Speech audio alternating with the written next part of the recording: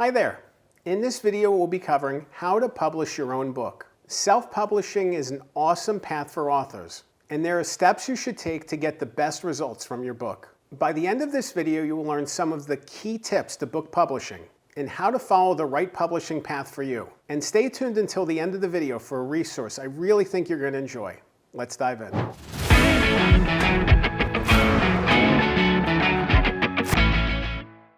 Congratulations. If you're interested in getting help publishing your book, it means that you've likely finished a draft, which is an amazing thing. Finishing a book draft is a huge deal. It's not something to sneeze at. There's a challenge and a journey ahead. It's not an easy process, but you've done so much of the hard work to get to this point, which is amazing. Pat yourself on the back. There's so many different ways you can go about publishing your book and moving forward to publication day. And there's a lot of shady companies and shifty people out there who are interested in taking your money for services you may or may not need. So before you just go to Google and start working with whoever pops up first, I actually think there's a better opportunity for you.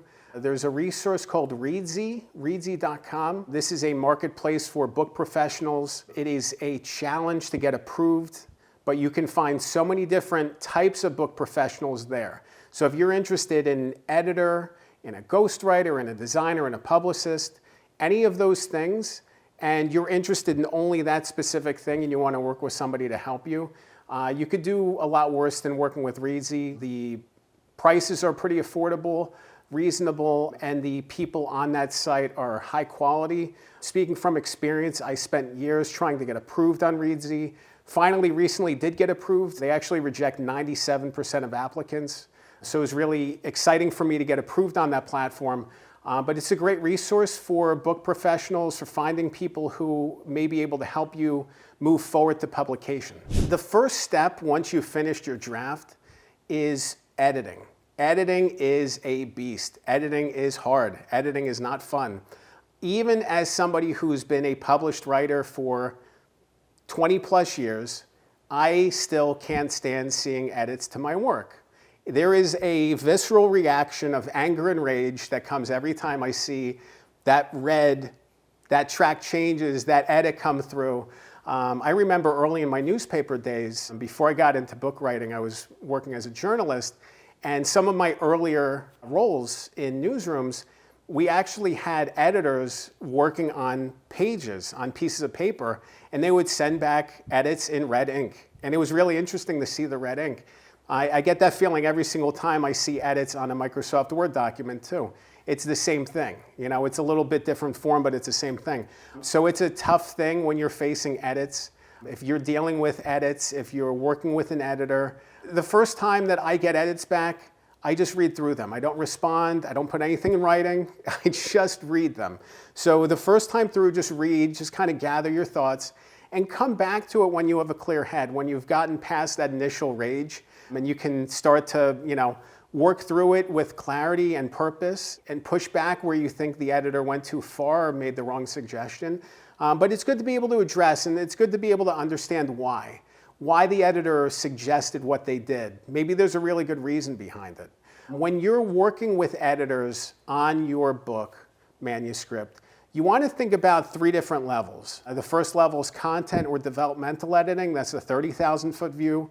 And that's really story flow, and if stories are redundant, if stories could be expounded on, if the flow works from the beginning and end to the chapter, all those sorts of things. And the next step down, once it passes that gate, is copy editing. Copy editing is kind of like that 10,000-foot view, paragraph level, sentence level, and from there we go to proofreading. So it's really just working downward until you're at the word and punctuation level and making sure that everything is stylistically sound, that the words you use or the way you spell things are consistent, that punctuation is correct, that style is correct, all those sorts of things. All those sorts of things you want to work through when you're working on your draft, because you don't want to get to publication with those problems in your manuscript, because they are going to be the first things that people find.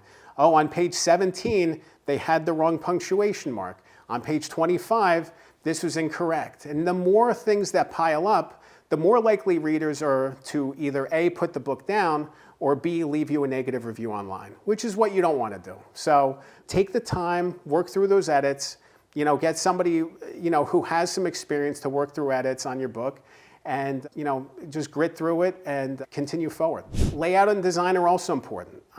It's so simple today. There's apps even that you can use to lay out your book. But it can be great to work with a professional designer who can really give visual power to your book. It's awesome when you can pick up a manuscript, when you can pick up a book, and you can page through it and look at the care that the designer took.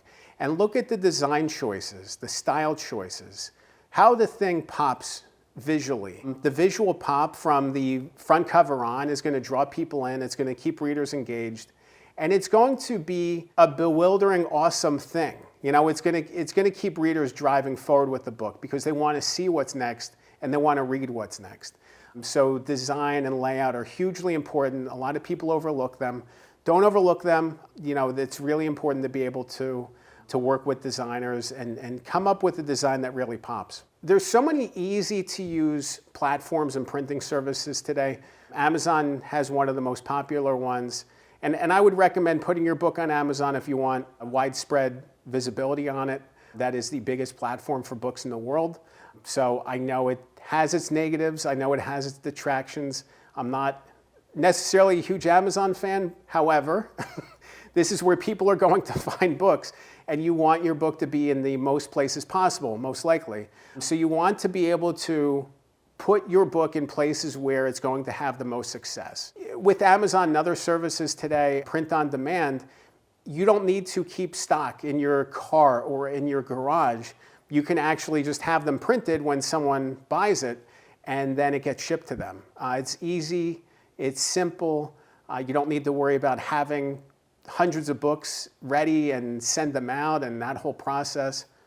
It's a headache. You want to avoid it. So there's easy options now to be able to get your book to the masses without having to keep inventory. A big step with the publishing process is ramping up to publication day.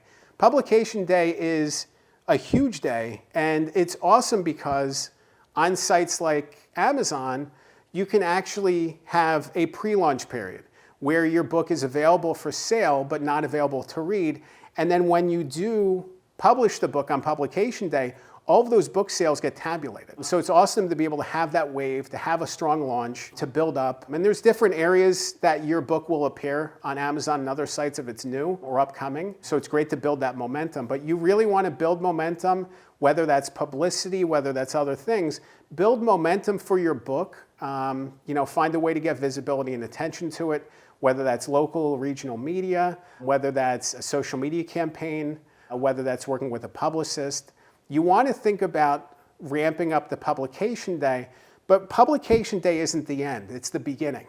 This is the beginning of you being able to share the message of your book to a wider audience and for people to get the book and read it and review it and think about it. Publication day is an awesome thing. It's great to be able to get to that stage, and it's great to carry forward, to be able to share this message further and to think of publication day as the beginning of this process. If you want to learn more about how to publish your own book, you definitely want to watch the next episode. I'll link to it on the screen. It's called How to Write a Book and Get It Published. In that video, I cover finding purpose in the topics that you're writing about, book foundation work, and all of the paths that you could take to publication. Remember, a good book can change your life. I'm Dan Good. Thanks for watching.